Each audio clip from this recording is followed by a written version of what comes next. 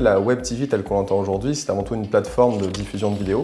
Ce qu'il faut savoir, c'est qu'au tout début, avant les années 2000, c'était essentiellement des marques ou des institutions qui avaient ces canaux de diffusion sur Internet. Puis avec le virage du Web 2.0, il y a eu des plateformes de partage vidéo telles que YouTube ou Dailymotion qui sont arrivées. Et ça a complètement bouleversé tous les usages puisque les gens n'étaient plus seulement spectateurs, mais ils pouvaient aussi contribuer, partager les vidéos, commenter, ajouter du contenu. Donc ça a vraiment donné la possibilité à chacun de pouvoir ouvrir sa propre Web TV.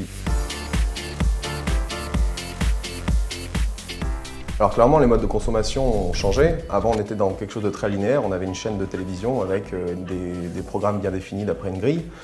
Aujourd'hui, ça ne fonctionne plus du tout comme ça avec Internet. En fait, on va chercher le programme qui nous intéresse, alors que ce soit sur une chaîne de télé classique via le replay ou du contenu additionnel, ou sur carrément des plateformes qui sont des pure players, qui existent que sur Internet, comme Netflix ou Canal Play. Et donc ce mode de consommation fait qu'aujourd'hui, les gens partagent les vidéos, notamment sur les réseaux sociaux, qui aujourd'hui sont le principal vecteur de communication.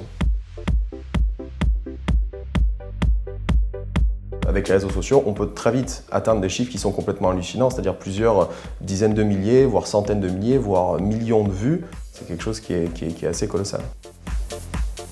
Beaucoup d'entreprises ou d'institutions ont aujourd'hui des Web TV, que ce soit des Web TV qui sont en fait des channels YouTube ou Dailymotion, ou alors des vidéos qui sont hébergées sur leur propre site, que ce soit en général pour la communication interne ou externe, c'est quelque chose qui est de plus en plus fréquent et qui, je pense, est amené à se diversifier encore plus.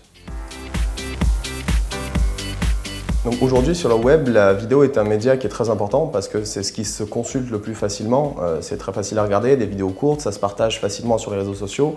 C'est quelque chose qui est très didactique et attractif pour les gens. On a beaucoup plus facilement envie de regarder une vidéo d'une minute ou de 2 minutes que de parcourir un très long texte.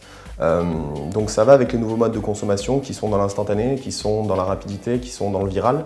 Donc la vidéo s'applique très bien à ça et c'est pour ça qu'avoir une plateforme vidéo pour communiquer aujourd'hui sur Internet, c'est un vrai atout.